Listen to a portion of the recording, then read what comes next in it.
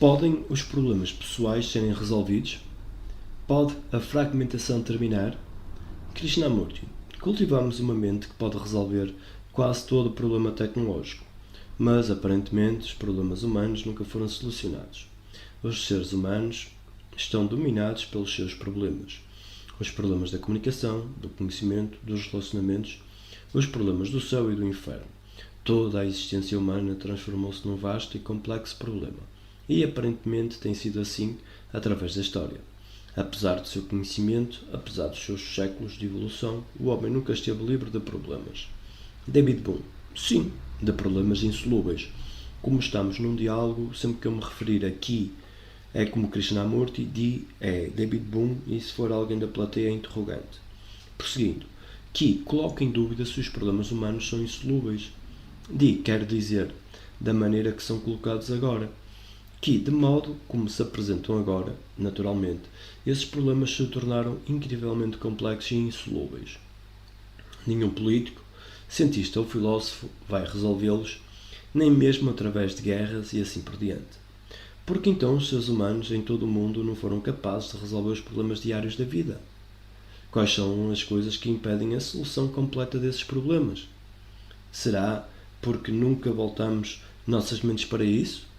Será que passamos todos os nossos dias e provavelmente metade da noite pensando a respeito de problemas tecnológicos, de modo que não temos tempo para o outro tipo de problema? Di: é parcialmente assim. Muitas pessoas acham que o outro tipo deveria cuidar de si próprio. Ki: mas porquê? Estou perguntando neste diálogo se será possível não termos absolutamente problemas humanos, apenas problemas tecnológicos, que podem ser selecionados. Mas os problemas humanos parecem insolúveis. Será por causa da nossa educação, das nossas tradições profundamente enraizadas, que aceitamos as coisas como elas são? Di: bem, isso é certamente parte da coisa. E esses problemas se acumulam à medida que a civilização envelhece e as pessoas continuam a aceitar coisas que criam problemas. Por exemplo, há hoje muito mais nações no mundo do que antigamente e cada uma cria novos problemas. Que, naturalmente, se voltarmos no tempo, que uma tribo se torna uma nação. E então o grupo deve lutar com o seu vizinho. Que os homens usam essa tecnologia maravilhosa para se matarem uns aos outros. Mas estamos falando a respeito de problemas de relacionamento, problemas de falta de liberdade, dessa sensação de incerteza e medo constantes, do esforço de trabalhar para a sua subsistência pelo resto da vida. A coisa toda parece tão extraordinariamente errada. Penso que as pessoas perderam isso de vista. Falando de um modo geral, elas aceitam a situação na qual se encontram, procuram tirar o melhor partido dela, tentando solucionar alguns pequenos problemas para aliviar as circunstâncias. Elas nem mesmo encarariam seriamente toda essa situação. Que as pessoas religiosas, porém, criaram um tremendo problema para o homem. Sim, também estão tentando resolver problemas. Quero dizer que todo mundo está preso dentro de seu pequeno fragmento individual, solucionando o que acham que podem resolver, mas tudo isso termina no caos. No caos e nas guerras. É isso que estamos dizendo. Vivemos no caos. Mas quero descobrir se posso viver sem um único problema o resto da minha vida. Isso é possível? Bem, eu me pergunto se deveríamos chamar essas coisas de problemas, entende? Um problema devia ser algo que é razoavelmente selecionável. Se colocarmos o problema de como alcançar um determinado resultado, isso pressupõe que podemos racionalmente descobrir uma maneira de fazê-lo tecnologicamente. Mas, psicologicamente, o problema não pode ser encarado desse modo, ou seja, propor um resultado que devemos alcançar e então descobrir uma maneira de fazê-lo. Qual é a raiz disso tudo? Qual é a causa de todo esse caos humano? Estou tentando chegar a isso de um ângulo diferente, descobrir se há um fim para os problemas. Veja, pessoalmente, eu me recuso a ter problemas. Alguém poderá argumentar com você a esse respeito e dizer que talvez você não esteja sendo provocado por nada. Fui desafiado outro dia a respeito de algo muito, muito sério. Isso não é um problema. Então é uma questão de esclarecimento. Parte da dificuldade é esclarecimento da linguagem. Esclarecimento não apenas da linguagem, mas do relacionamento e da ação. Surgiu um problema outro dia que envolveu muitas pessoas e uma certa ação teve de ser tomada. Porém, para mim, pessoalmente, isso não foi um problema. Temos de tomar claro o que está querendo dizer, porque sem um exemplo não consigo entender.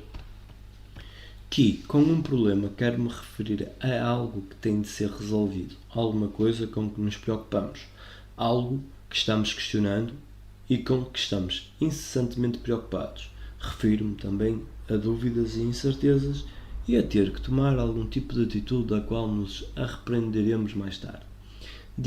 Vamos começar com o problema técnico onde a ideia surgiu primeiro. Temos um desafio, algo que precisa ser feito e dizemos que isso é um problema. Sim, isso é geralmente chamado de problema. Ora, a palavra problema baseia-se na ideia de apresentarmos uma coisa, uma possível solução e depois tentarmos alcançá-la. Ou temos um problema, mas não sabemos como lidar com ele. Se tivermos um problema e não tivermos a menor ideia de como lidar com ele, sairemos pedindo conselho às outras pessoas e ficaremos outra vez mais confusos. Isso já seria uma mudança com relação à simples ideia de um problema técnico onde normalmente temos alguma noção do que fazer, realmente sabemos. Certamente os problemas técnicos são relativamente simples. Eles trazem com frequência desafios que exigem uma análise profunda e uma mudança de ideias. Geralmente sabemos o que fazer para resolver um problema técnico. Por exemplo, se há falta de comida, o que temos de fazer é descobrir meios e modos de produzir mais alimentos. Contudo, podemos fazer a mesma coisa com um problema psicológico? Essa é a questão. Como podemos lidar com isso? Que tipo de problema vamos discutir? Qualquer problema que surja nos relacionamentos humanos. Digamos que as pessoas não conseguem chegar a um acordo. Elas estão constantemente em atrito umas com as outras. Sim, vamos tomar isso como exemplo. Parece ser quase impossível que um grupo de pessoas consiga pensar juntas, ter o mesmo ponto de vista e a mesma atitude. Não me estou referindo a elas copiarem umas às outras, naturalmente, mas cada pessoa emite sua opinião e é contestada por outra e isso continua o tempo todo em todos os lugares. Está bem, podemos dizer então que o nosso problema é trabalharmos juntos, pensarmos juntos? Trabalharmos juntos, pensarmos juntos, cooperarmos uns com os outros sem a participação de assuntos monetários. Essa é outra pergunta, se as pessoas trabalharão juntas se forem muito bem pagas. Logo, como resolvemos esse problema? Num grupo, todos apresentamos opiniões diferentes e não concordamos de alguma forma, e parece quase impossível abandonarmos nossas opiniões. Sim, essa é uma das dificuldades, mas não estou certo de que possamos encarar isso como um problema e perguntar o que faremos para abandonar as opiniões. Não, naturalmente, mas isso é um fato. Menos observando isso e percebendo a necessidade de todos nos reunirmos, as pessoas ainda assim não conseguirão abandonar suas opiniões, suas ideias, suas próprias experiências e conclusões. Frequentemente isso poderá não parecer a elas como opiniões e sim como a verdade. Sim, elas poderiam dizer que isso é um fato, mas o que um homem pode fazer a respeito dessas divisões? Percebemos a necessidade de trabalharmos juntos, não por algum ideal, crença, princípio ou Deus. Em diversos países do mundo, e até nas Nações Unidas, eles não estão trabalhando juntos. Algumas pessoas poderão dizer que não temos apenas opiniões, mas também interesses próprios. Se duas pessoas possuírem interesses próprios conflitantes, não há maneira alguma, enquanto elas estiverem apegadas a eles, de trabalharem juntas. Como podemos romper isso? Se me mostrarem que devemos trabalhar juntos e também a importância disso, também perceberei que é importante, mas não posso fazê-lo. E esse é o ponto. Não é suficiente nem mesmo perceber que a cooperação é importante e ter a intenção de alcançá-la. Com essa incapacidade surge um novo fator. Por que é que não conseguimos levar a cabo nossas intenções? Podemos apresentar muitos motivos para isso, mas essas causas, motivos e explicações não resolvem o problema. Voltamos à mesma coisa, o que fará com que a mente humana mude. Vemos que essa mudança é necessária e, contudo, somos incapazes ou não estamos dispostos a mudar. Que novo fator é necessário para que isso ocorra? Sinto que é a capacidade de observar profundamente o que é que está segurando a pessoa e impedindo-a de mudar. Que a atenção, então, é o novo fator? Sim, é isso que quis dizer, mas temos também de considerar que tipo de atenção. Que vamos discutir em primeiro lugar o que é atenção. Ela poderá ter significados diversos para pessoas diferentes. Que, naturalmente, como de costume, há tantas opiniões. Onde há atenção, não há problema. Onde há falta de atenção, surgem todos os tipos de dificuldades. Portanto, sem transformar a própria atenção num problema, o que queremos dizer quando nos referimos a ela? Podemos entendê-la, não verbalmente, não de forma intelectual, mas profundamente no nosso sangue? Obviamente, a atenção não é concentração. Não significa um esforço, uma experiência, uma luta para ficar atento. Você terá de me mostrar a natureza da atenção, o que significa que, quando há atenção, não há nenhum centro a partir de onde eu presto atenção. Sim, mas é isso que é difícil. Não transforme isso num problema. O que quero dizer é que as pessoas vêm tentando isso por um longo tempo. Penso que há, em primeiro lugar, alguma dificuldade na compreensão do significado da atenção devido ao conteúdo do próprio pensamento. Quando uma pessoa está olhando, poderá pensar que está prestando atenção. Que não, nesse estado de atenção não há pensamento. Mas então como paramos o pensamento? Veja, enquanto o pensamento está ocorrendo, há uma impressão de atenção, que não é atenção, mas as pessoas pensam, supõem que estão prestando atenção. Que, quando supomos que estamos prestando atenção, na verdade não é isso que está ocorrendo. Como podemos então transmitir o verdadeiro significado da atenção? Ou será que, para descobrirmos o que é atenção, devemos examinar o que é desatenção? Sim. E através da negação chegarmos ao positivo. Quando estou desatento, o que acontece? Na minha desatenção, sinto-me solitário, deprimido, ansioso e assim por diante. A mente começa a se dispersar e a ficar confusa. Ocorre a fragmentação. E, na minha falta de atenção, identifico-me com muitas outras coisas. Sim, e isso pode ser agradável, mas também pode ser doloroso. Descubro, mais tarde, que o que era agradável transforma-se em dor. Tudo isso, então, é um movimento no qual não há atenção, correto? Estamos chegando a algum lugar?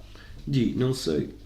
Sinto que a atenção é a verdadeira solução para tudo isso, uma mente que é realmente atenta, que compreende a natureza da desatenção e se afasta dela.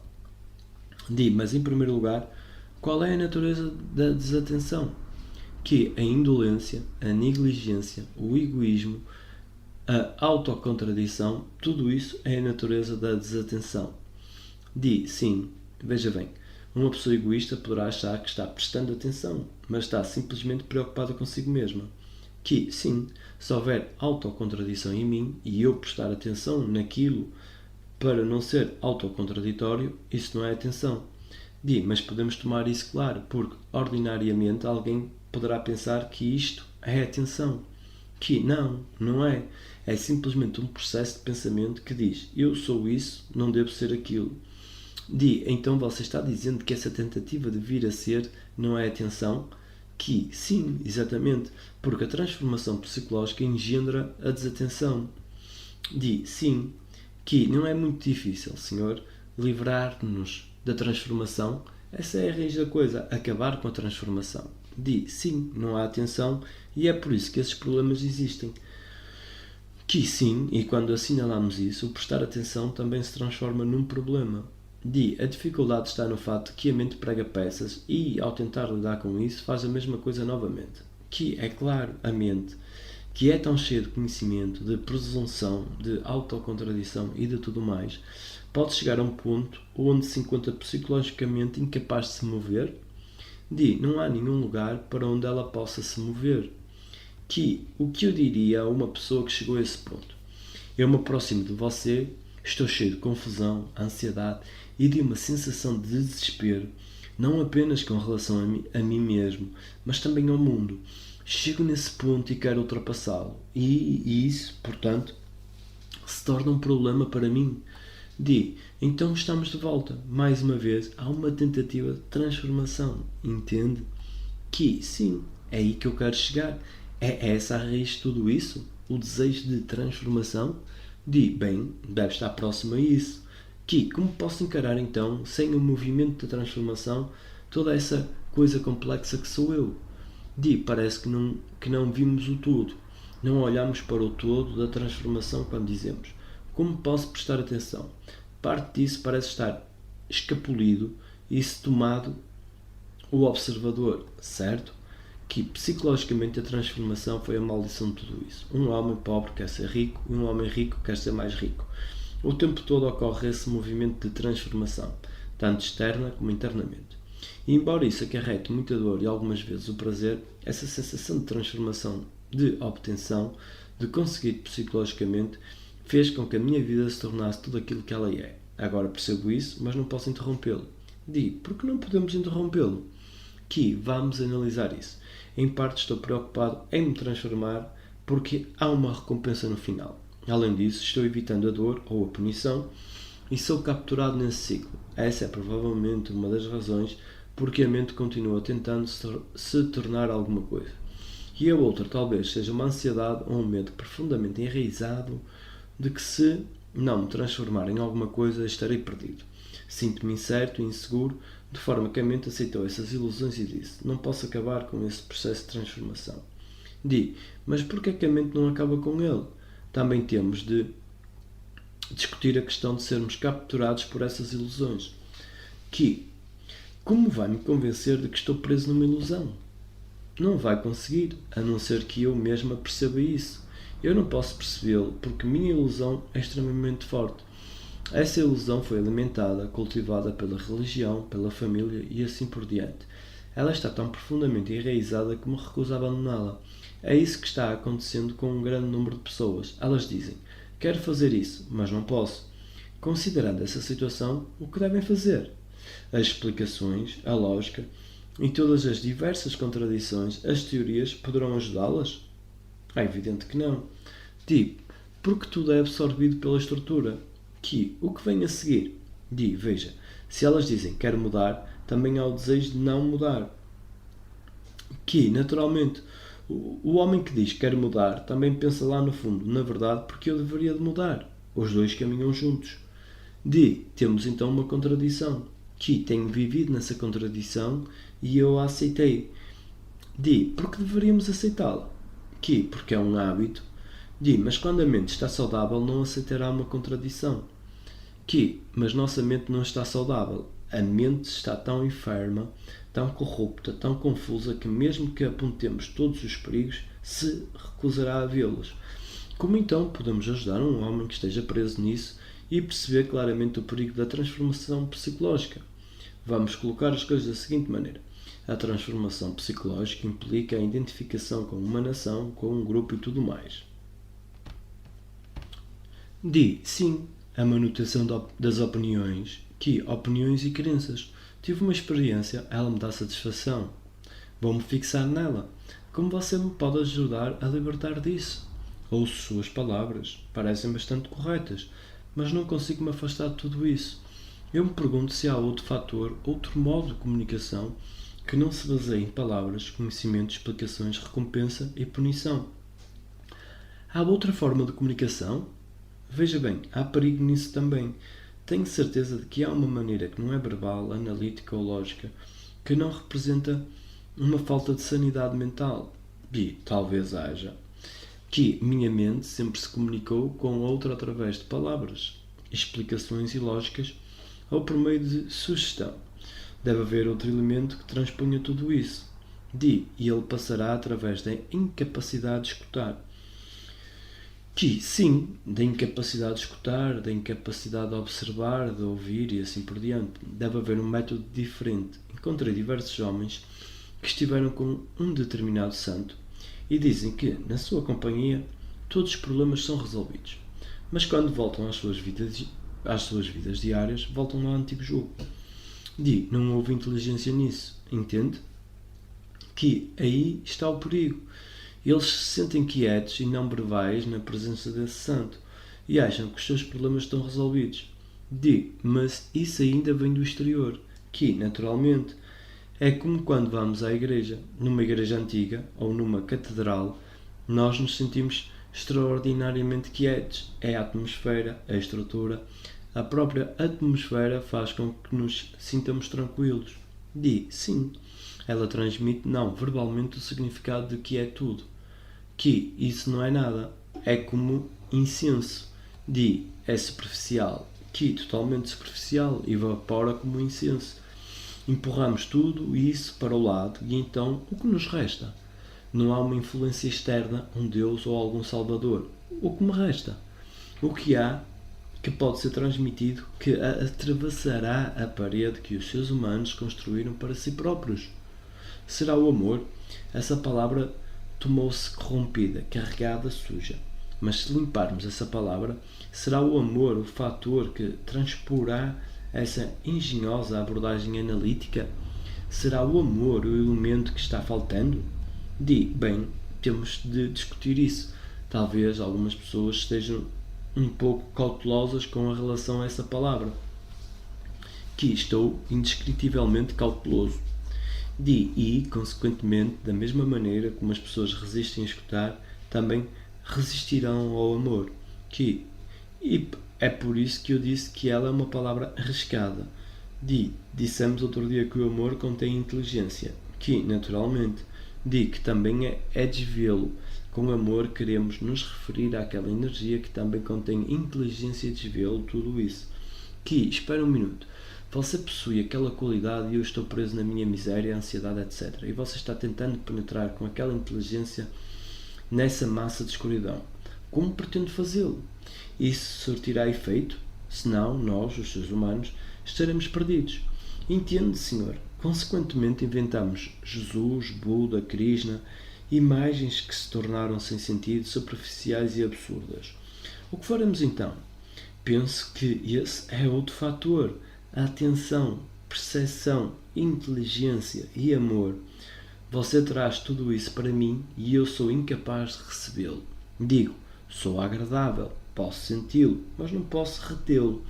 Não posso retê-lo porque, no momento em que eu sair dessa sala, estarei perdido. Realmente esse é o problema. Sim, esse é o verdadeiro problema. Seria o amor algo externo, como o céu, se todos esses elementos estão do lado fora? Seria o amor algo externo que você me traz, que você desperta em mim, que me dá como um presente? Ou será que há essa qualidade na minha escuridão, ilusão e sofrimento? É evidente que não pode haver. Então, onde ele está? Esse é o ponto. O amor não é seu ou meu, ele não é pessoal, nem uma coisa que pertence a alguém. O amor não é isso. E esse é um ponto importante. De modo análogo, disse que o isolamento não pertence a uma pessoa, embora tenhamos a tendência de pensar no isolamento como um problema pessoal, que, naturalmente, é um terreno comum para todos nós. A inteligência também não é pessoal. Mais uma vez, isso contraria toda a nossa maneira de pensar, entende? Sei. Todo mundo diz que esta pessoa é inteligente e aquela não é. Essa então pode ser uma das barreiras a tudo isso. O fato de que por detrás do pensamento comum de todo o dia há o pensamento mais profundo da humanidade. Mas geralmente nos sentimos divididos e dizemos que essas diversas qualidades ou pertencem a nós ou não pertencem a nós. Concordo, é a mente fragmentária que inventa tudo isso. Isso foi inventado, mas nós o assimilamos verbalmente e não verbalmente, através de inferência desde a infância. Consequentemente, isso é penetrante, é a base dos nossos pensamentos, de todas as nossas percepções. Devemos, pois, questioná-lo. Já o fizemos, já dissemos que a mágoa não é minha mágoa, que a mágoa é humana e assim por diante. Mas como as pessoas irão ver isso? Uma vez que uma pessoa que esteja vivenciando a mágoa sente que ela é a sua mágoa pessoal. Penso que isso ocorre em parte devido à nossa educação e em parte devido à nossa sociedade e às nossas tradições. Mas está implícito em toda a nossa maneira de pensar. Temos então de saltar para fora disso, percebe? Talvez possamos perceber que o amor não é pessoal. Terra não é terra inglesa ou terra francesa. Terra é terra. Estava pensando no exemplo da física.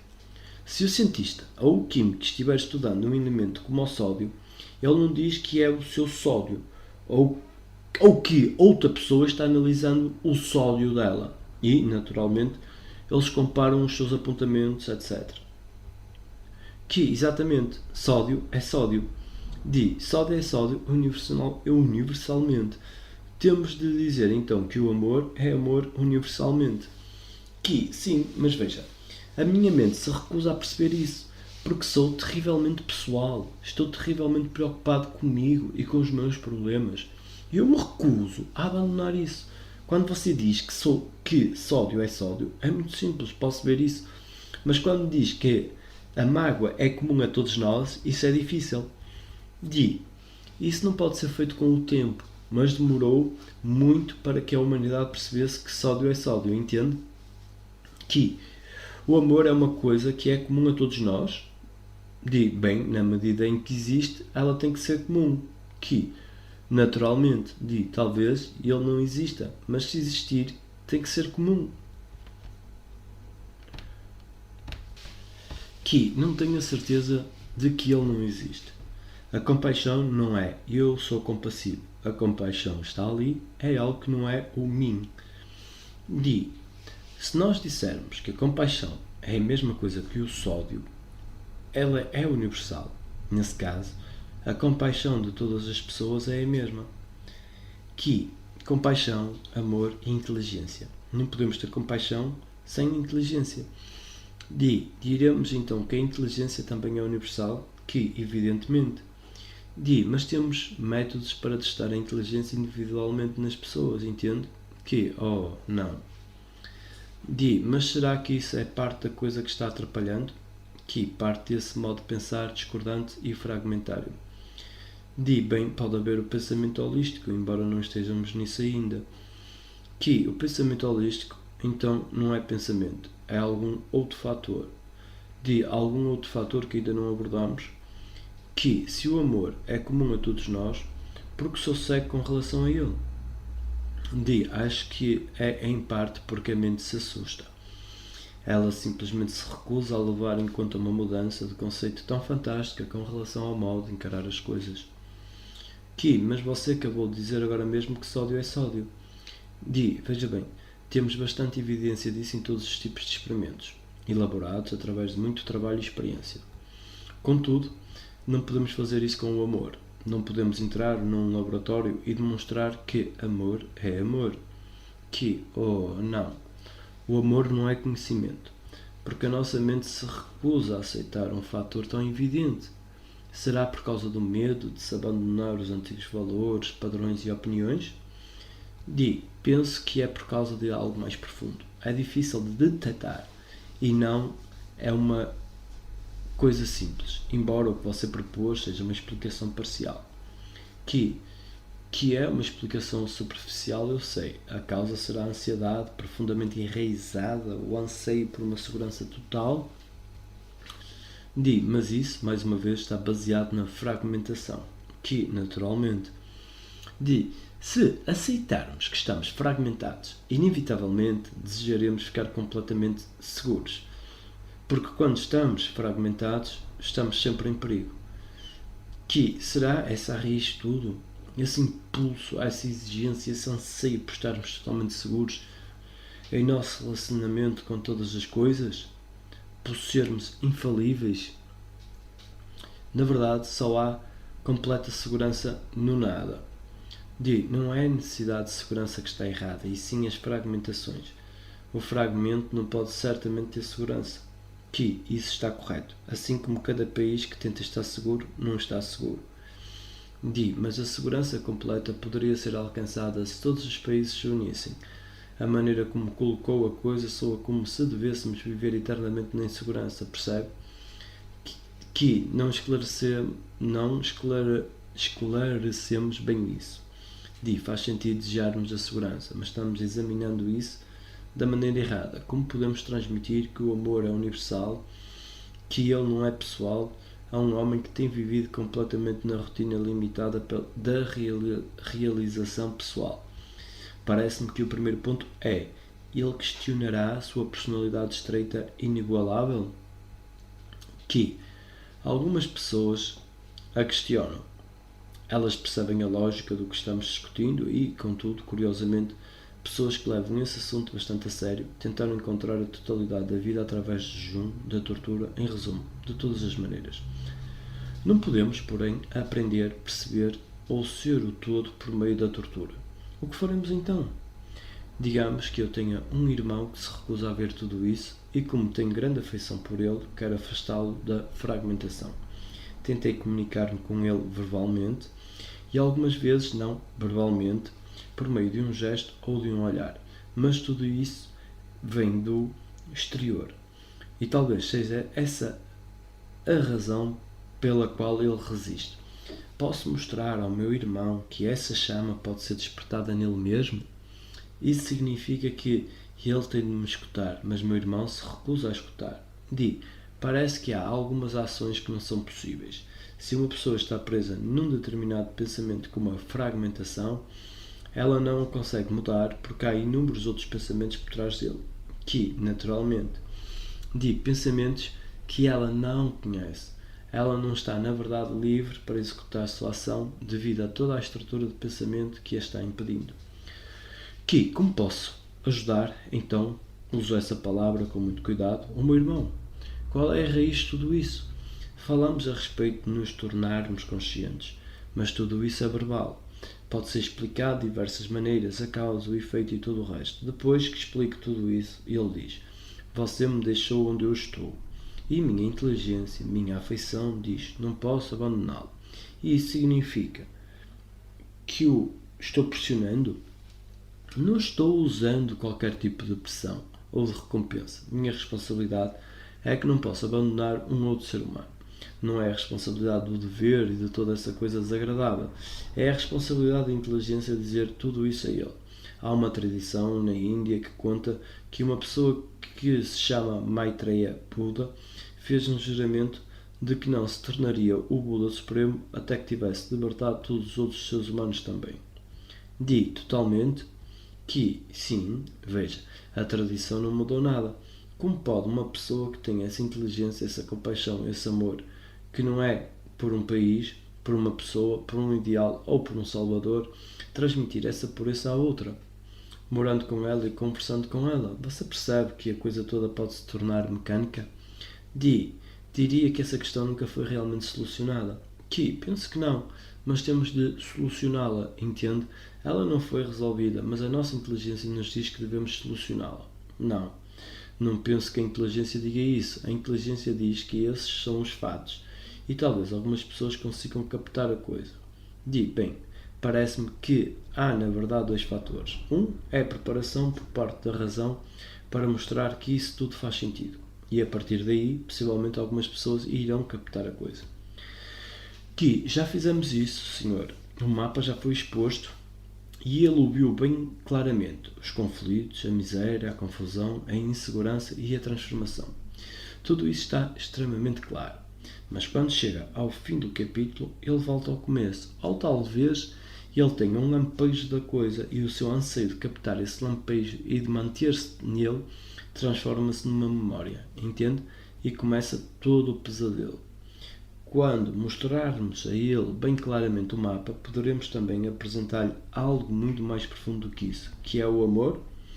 Ele está procurando tudo isso, mas o peso do corpo, do cérebro, da tradição, tudo isso o puxa para trás. Portanto, ele se encontra numa batalha permanente e pensa que a coisa toda está completamente errada. O que está errado? Que é a maneira como estamos vivendo. Muitas pessoas já devem estar vendo isso agora. Indagamos se o homem deu um passo na direção errada e penetrou num vale de onde não é possível escapar. Não é possível que seja assim. Isso é por demais deprimente e aterrador. Penso que algumas pessoas refutariam isso. O próprio facto disso ser aterrador não o toma falso. Penso que você teria de fornecer um motivo mais forte para afirmar que a coisa não é verdadeira. Sim, consegue perceber na natureza humana alguma possibilidade de uma verdadeira mudança? Que, naturalmente, caso contrário, nada teria sentido. Seríamos macacos, máquinas. Veja, a faculdade da mudança radical é atribuída a alguma influência externa. E, consequentemente, olhamos para isso e nos perdemos nisso. Se não olharmos para ninguém e estivermos completamente livres da dependência, a solidão será comum a todos nós. Isso não é isolamento. É um fato evidente que, quando percebemos tudo isso, a estupidez e a irrealidade da fragmentação e da separação. Estamos naturalmente sozinhos. Este senso de solidão é comum e não pessoal. Sim, mas o senso ordinário de que a pessoa está sozinha é pessoal no sentido de que cada indivíduo sente como sendo seu. Que a sensação de estar sozinho não é solidão. Penso que todas as coisas fundamentais são universais e, portanto, você está dizendo que quando a mente se aprofunda, ela se associa a uma coisa universal? Que, exatamente. Que pode ou não chamar de absoluto. Que o problema é fazer com que a mente mergulhe muito, muito profundamente dentro de si mesma. Sim, ocorre uma coisa agora. Quando começamos com um problema particular, nossa mente é muito superficial e depois nós nos dirigimos a algo mais geral. A palavra geral tem a mesma raiz de gerar. O genus é a origem comum. Que gerar naturalmente. Quando nos dirigimos a uma coisa mais geral, uma profundidade é gerada. Mas se prosseguirmos mais ainda, o geral ainda será limitado porque é pensamento. Que isso está bastante correto. Mas para nos aprofundarmos, precisamos não apenas de uma tremenda coragem, como também do senso de seguir permanentemente o mesmo fluxo. Bem, isso não é bem persistência. Também é limitado, certo? Que, sim, a persistência também é limitada. Caminha ao lado de uma mente religiosa no sentido de que ela é persistente em sua ação, seus pensamentos e assim por diante, mas ainda é limitada. Se a mente puder ir ao particular para o geral e do geral para o absoluto, para o universal, muitas pessoas, porém, diriam que isso é muito abstrato e que não possui qualquer ligação com a vida diária.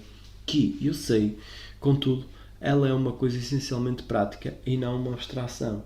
Na verdade, é o particular que é a abstração. Que, exatamente, o particular é mais perigoso. E também é o mais abstrato, porque só atingimos o particular através da abstração. Que, claro.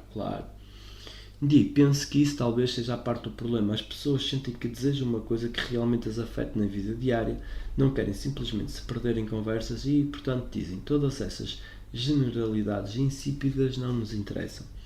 É verdade que o que estamos discutindo deve funcionar na vida diária, mas a vida diária não contém a solução para os seus problemas. A vida diária é o geral e o particular. Os problemas humanos que surgem na vida diária não podem ser resolvidos ali. É necessário irmos do particular para o geral. Depois devemos nos aprofundar ainda mais partindo do geral. E aí talvez se encontre a pureza do que chamamos de compaixão, amor e inteligência. Isso, porém, significa entregar nossa mente, nosso coração e todo o nosso ser a essa investigação. Já falámos agora por bastante tempo, penso que chegamos a algum lugar. 27 de setembro de 1980, Brockwood Park, Hampshire.